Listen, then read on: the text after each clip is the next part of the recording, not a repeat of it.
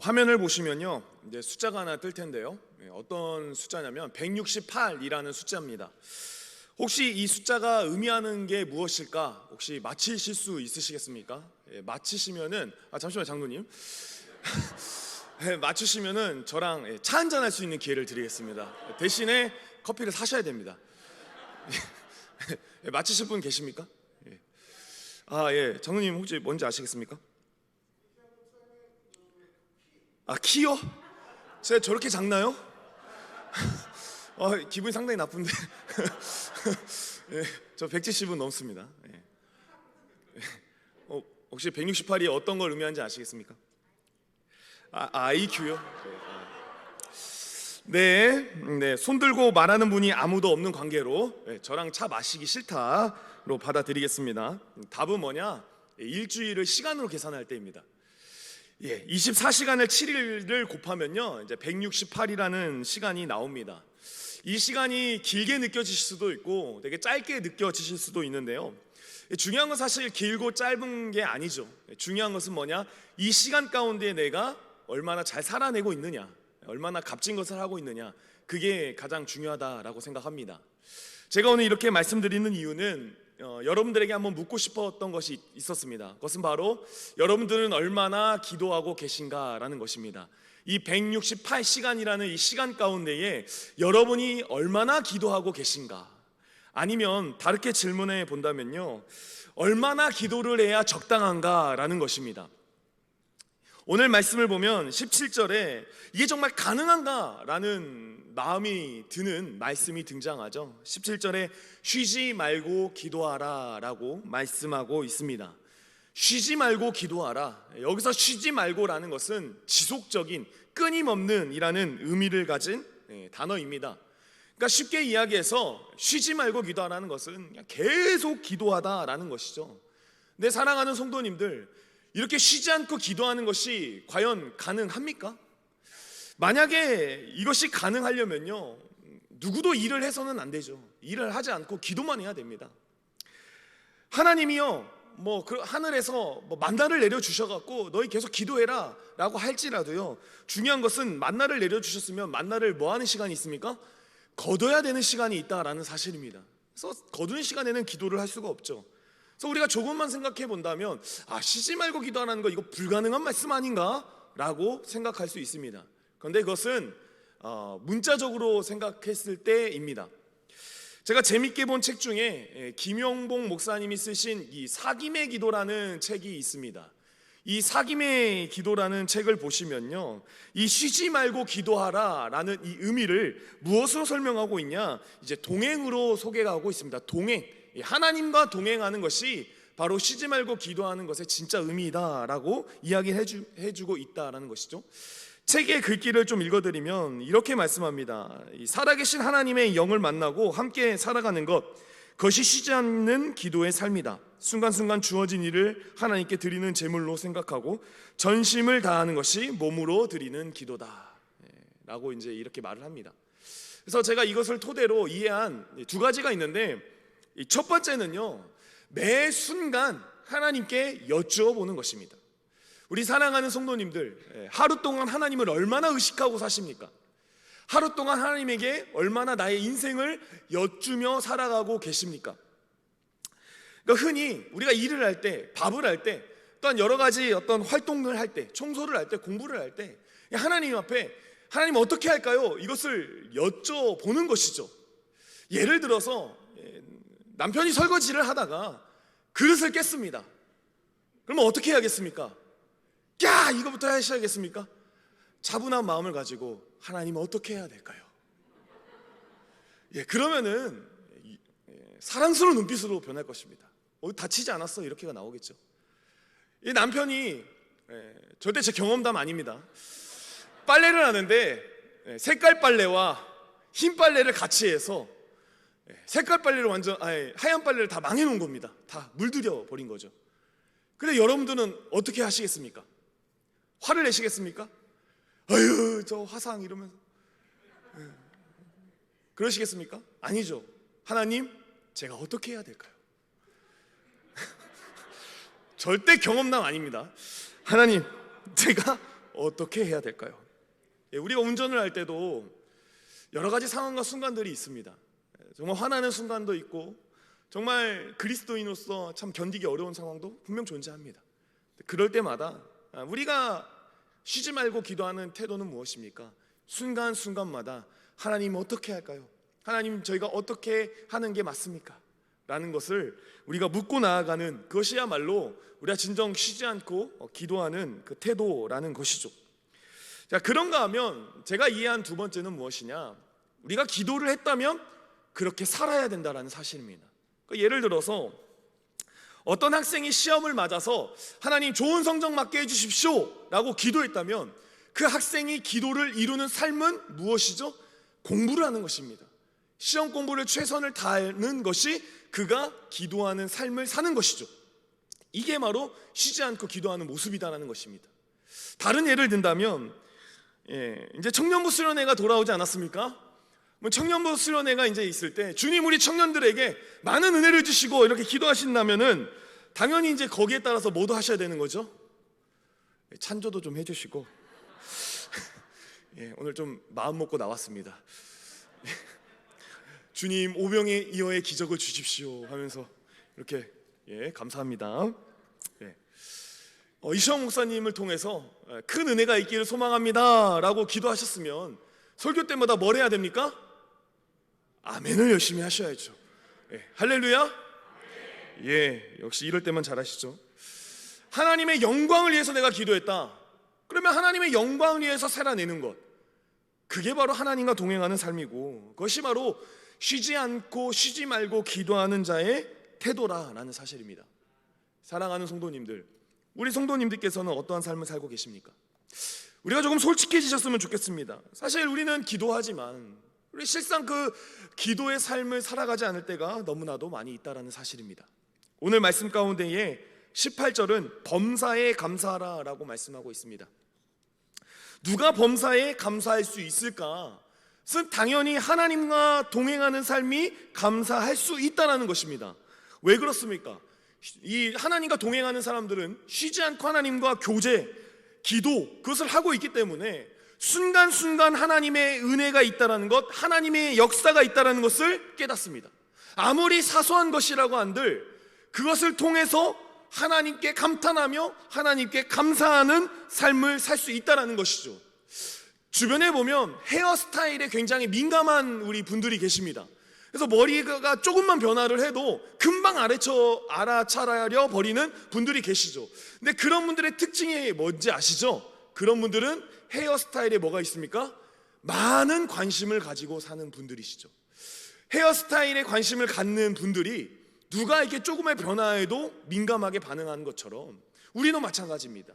우리가 하나님 앞에 쉬지 않고 기도하는 태도로 하나님 앞에 민감한 동행하는 삶을 살면요, 조금의 변화라도 할지라도 그것을 통해 하나님을 앞에 감사할 수 있다는 사실입니다. 여러분들, 제가 한번 물어보겠습니다. 담임 목사님이 새해 기도 제목을 이렇게 적어내라고 하셨죠. 솔직히 말해서 그거 다 기억하고 계십니까? 똑같이 쓰실 수 있으시겠어요? 저는 그런 생각합니다. 우리 청년들에게도 가끔 이제 기도 제목을 저한테 말했고 그것을 나중에 저 이렇게 확인해 봅니다. 기억하고 있는지. 근데 많은 사람들이 기억을 하지만 반면에 또 많은 사람들이 뭐 할까요? 기억하지 못하는 모습을 봅니다. 왜 기억을 못할까요? 아마 본인은 그것을 위해 기도하고 그것을 위해 이루기 위해 살아가는 그 삶을 치열하게 살아가지 않기 때문에 기억하고 있지 않겠나라는 생각을 합니다. 우리의 삶 가운데에 감사가 없다라는 것, 이것은 사실 큰 문제입니다. 왜냐하면 그만큼 내가 하나님 앞에 민감한 존재로 서고 있지 않다라는 증거가 될 수 있기 때문입니다. 사랑하는 성도 여러분들, 저와 여러분의 이 삶 가운데에 감사가 넘치기를 간절히 소망합니다. 그러기 위해선 여러분들이 회복되어야 될 것은 바로 하나님과의 동행임을 잊지 마시기를 간절히 소망합니다. 근데 사실 이게 쉽지는 않습니다.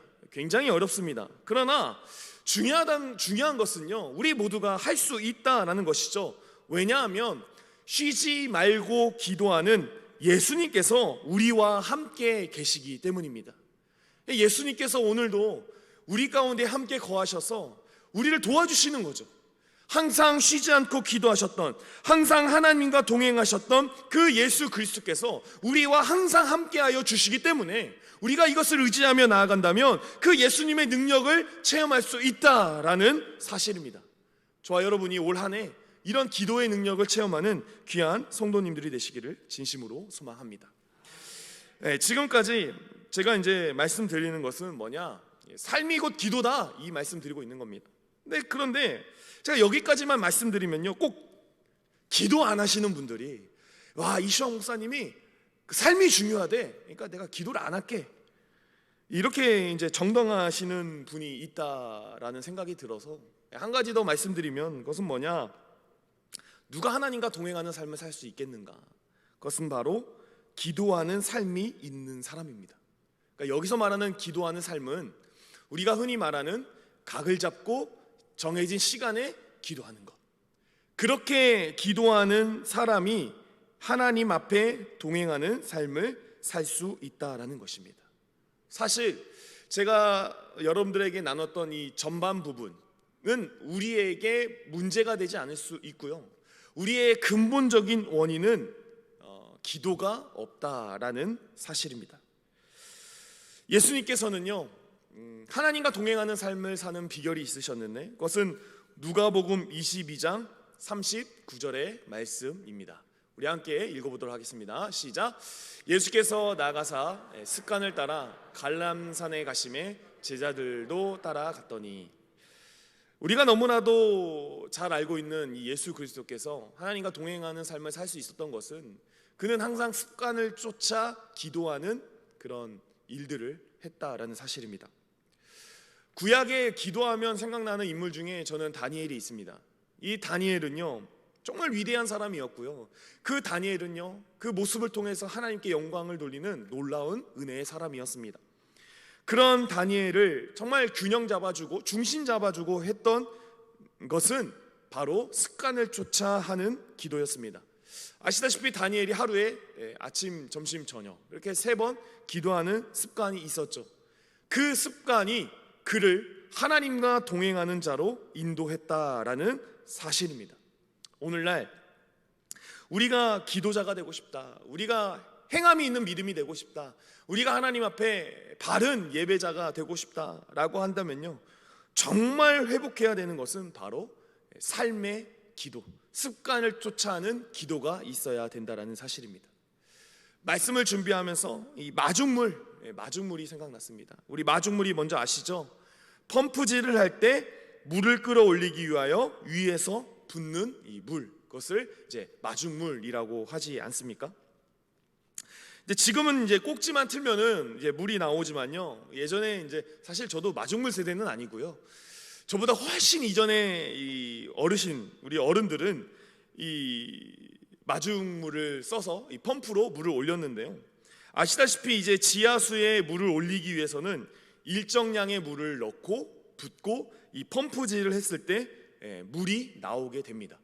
만약 물을 넣지 않고 그냥 펌프질을 하면요, 한 방울의 물도 나오지 않지만 이 조금의 물을 부었을 때 그 물이 이 밑에 있는 물과 연결이 되면서 이제 물이 나오도록 하는 그 장력과 이제 기압차를 활용해서 이제 물이 올라가는 이제 그런 일이 발생하죠. 우리가 습관을 쫓아하는 이 기도도 이 마중물과 같습니다. 우리가 습관을 쫓아서 특정한 시간에 특정한 장소에서 하는 그 기도가 우리의 삶을 하나님께로 인도하는 길이 된다라는 사실이죠. 연초에 청년들이랑 이제 무슨 일을 했냐, 이제 구체적인 시간과 장소를 정해라고 했습니다. 제가 이렇게 자기계발서들을 많이 보니까 이 사람은 언제 기도할래? 라고 했을 때 아유 뭐 자기 전에 기도하죠, 저녁쯤에 하죠, 저녁 밥 먹고 하죠, 이러면 절대 기도할 수 없다라는 것입니다. 사람은 그렇게 해서 기도할 수 있는 존재가 아니라는 거예요. 정말 기도할 수 있는 사람은 누구냐? 나는 10시에 내 서재에 들어가 기도하겠습니다, 이렇게 구체적으로 이렇게 정하는, 계획을 짜는 사람들, 그 사람들이 그 어떤 목표를 이룰 수 있다라는 것이죠. 그래서 청년들이랑 이제 구체적으로 정해라, 더욱 구체적으로 정해라 라고 이렇게 해서 이제 정해 봤는데요, 우리 사랑하는 성도님들도 한번 이 시간에 마음 가운데 한번 정해 보셨으면 좋겠습니다. 나는 몇 시 몇 분에 어디서 기필코 기도하겠다. 아시다시피 신앙은 뭡니까? 결단입니다. 결단해야 우리가 하나님을 체험하는 것이고, 결단해야 하나님이 살아계심을 깨달을 수가 있는 것이죠. 오늘도 마찬가지입니다. 내가 정말 하나님과 동행하는, 쉬지 않고 기도하는 자가 되기 위해서 내가 기도하는 시간이 필요한데, 내가 각 잡고 기도하는 습관이 필요한데, 나는 언제 할 것인가 딱 정해 보시기를 간절히 소망합니다. 그게 안 된다면 그냥 어디 오시면 됩니까? 교회 오십시오. 교회 새벽에 몇 시에 기도해야 합니까? 네네네, 저보다 잘하시겠죠? 수요일 날 몇 시에 하죠? 예, 오시면 됩니다. 이것보다 쉬운 거 있습니까? 예, 혼자 하면 안 되지만 같이 하면 어떻습니까? 예, 안 오실 겁니까? 예, 이번 주 수요일부터 이 정도 숫자가 있는지 한번 세보겠습니다. 네, 기필코 오는 것이죠. 습관이 무슨 힘이 있냐, 그렇게 말하실 수 있겠지만 이 습관을 쫓다 보면요, 어느새 내 감정도 그렇고 내 모든 이성도 그렇고 하나님에게 딱 중심이 잡아지는 모습을 우리가 볼 수 있다는 것이죠.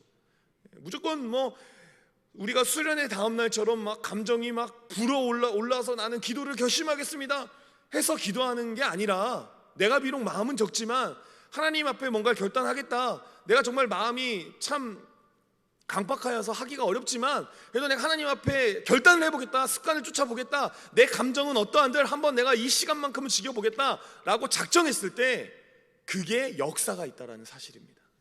그러니까 저와 여러분이 정하셨으면 좋겠습니다. 타협하지 마시고 정하시는 저와 여러분이 되기를 간절히 소망합니다. 그러니까 결국 삶의 예배자, 쉬지 않고 기도자의 출발은 무엇입니까?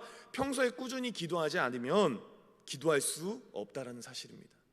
그러니까 하나님 어떻게 쉬지 않고 기도할 수 있습니까? 라고 따져 물을 수 있는 사람은 누구냐? 평소 하나님 앞에 제대로 된 기도의 시간을 가진 사람, 그 사람만이 하나님 앞에 이야기할 수 있는 것이죠. 근데 대부분 제가 봤을 때 꼭 이거에 의문을 푸는 사람들의 특징, 하나님 앞에 기도하는 시간이 없습니다. 그리고 아예 기도를 하지 않습니다. 그러니까 저와 여러분은 달라지는 사람들이 되시기를 간절히 소망합니다. 2023년에 이제 새해가 밝았죠. 얼마 안 지났는데요, 제가 이렇게 보니까 사람들이 새해 결심하는 것들 중에 대표적인 게 다이어트, 그 다음에 정리정돈, 그 다음에 적게 쓰고 저축하기, 그 다음에 내 인생 즐기기, 그 다음에 몸 키우기, 그 다음에 건강 지키기, 그 다음에 흥미로운 것 배우기. 여기까지 다 있으시죠? 근데 이건 있으시면 안 돼요. 담배 끊기. 이미 끊으셨던가요? 예. 좋은 일 하기, 사랑하기, 가족과 시간을 보내기. 여러분, 세상의 사람들은요, 이것이 주된 결심입니다. 그런데 이건 세상 사람들의 말이고요, 믿는 우리들은 이것보다도 앞세워서 결심해야 되는 게 바로 무엇입니까? 기도하는 것입니다. 말씀 보는 것입니다. 이게 선행되지 아니하고 우리가 세상의 똑같은 사람들처럼 난 다이어트 할 거야, 나는 건강 지킬 거야, 나는 뭐 금할 거야, 이렇게 하면 안 된다는 사실입니다.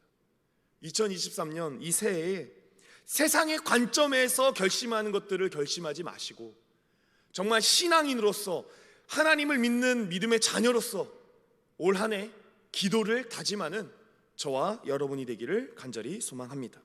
함께 기도하겠습니다.